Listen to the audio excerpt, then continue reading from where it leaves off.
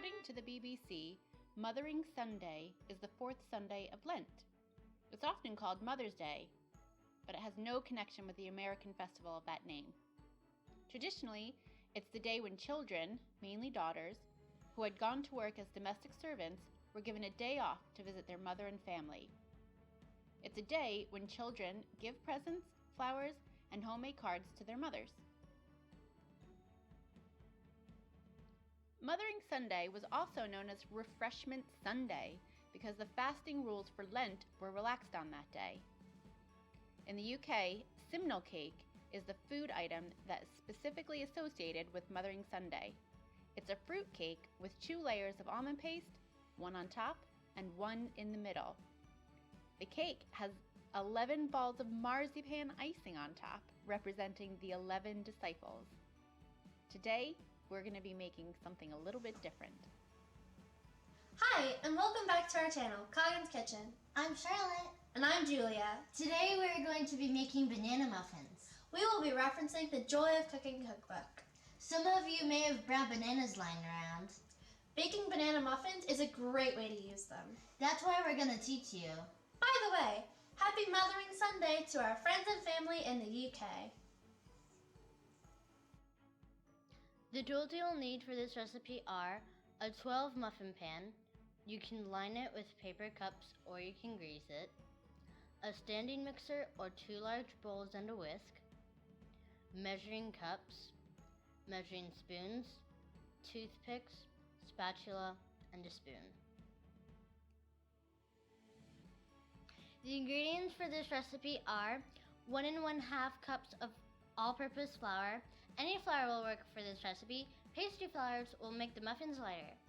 1/2 cup whole wheat flour, 2 teaspoons of baking powder, 1 teaspoon of ground cinnamon, optional but recommended, 1/2 teaspoon of baking soda, 1/4 teaspoon of salt, 1/8 teaspoon of ground nutmeg, optional but recommended, 1 large egg. You can substitute 1 large egg with 1/2 cup of applesauce, 3/4 cup packed light brown sugar, 2 to 3 ripe bananas. The more bananas you add, the better the flavor will be. 6 tablespoons vegetable oil, 1 teaspoon vanilla. We'll be using rum, 1 cup of chocolate chips or however many your heart desires. Now I'm going to line the muffin tin with paper cups.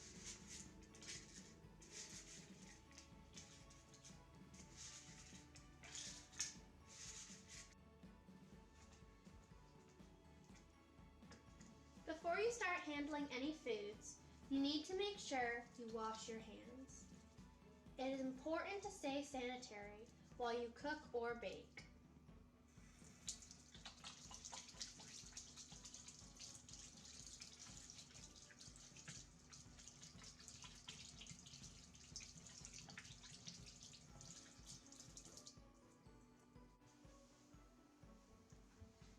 Preheat the oven to 375 degrees on convection bake.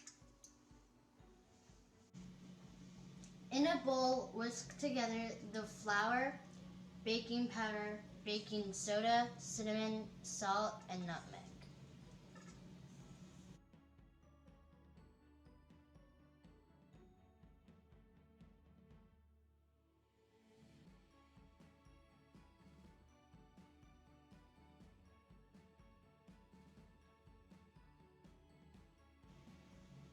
In your standing mixer or in another large bowl, stir together the egg, the brown sugar, the bananas, the vegetable oil, and the vanilla.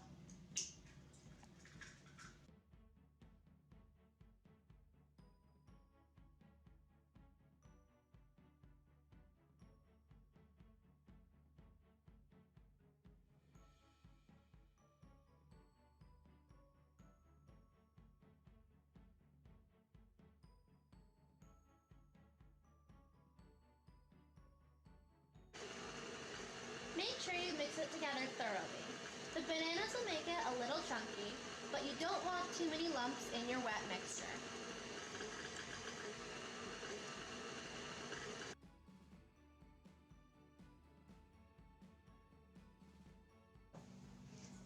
After that, that, slowly add the dry mix into the wet mix.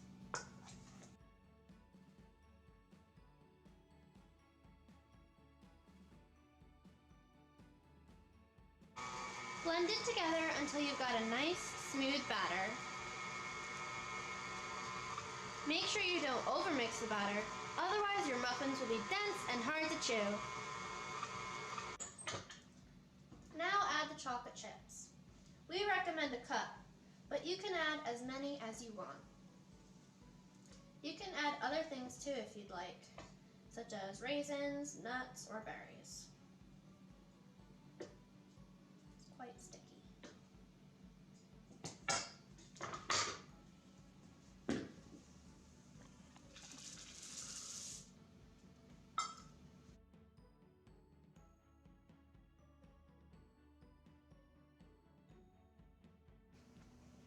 Pour the batter into the muffin tins and make sure it is divided up equally.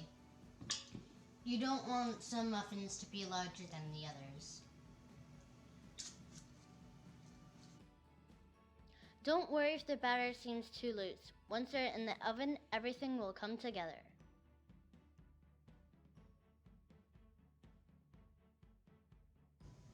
Put the muffins into the oven on the middle rack.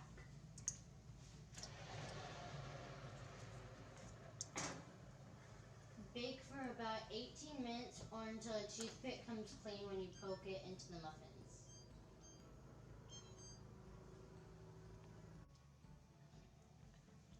The timer's just gone off, but we're going to check them with a toothpick. Oh my gosh, they look so good! Yep, I think they're done. Wait, just check one more. Oh, okay. Check one more. Check that fat one back there. He's a big boy. Oh no. No, see? You gotta make sure they're all, cause let's rotate. Rotate the muffin tin. I have ears.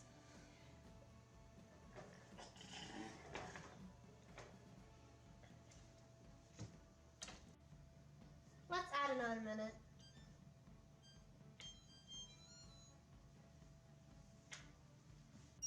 Timer's just gone off. You need to check it with a toothpick, right? Yeah, sure.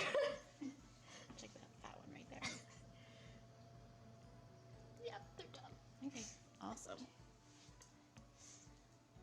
Really tasty.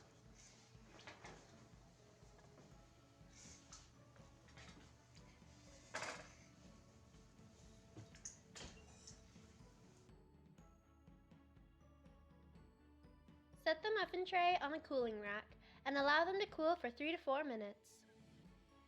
After that, enjoy!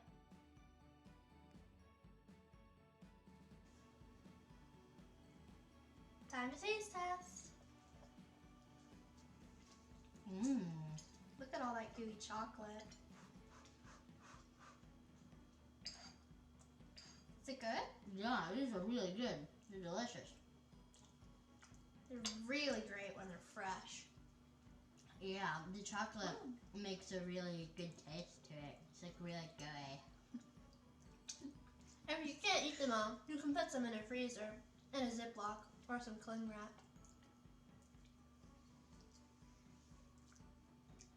Thanks for cooking with Coggins Kitchen! Happy Mother's Day! Happy Mother's Day!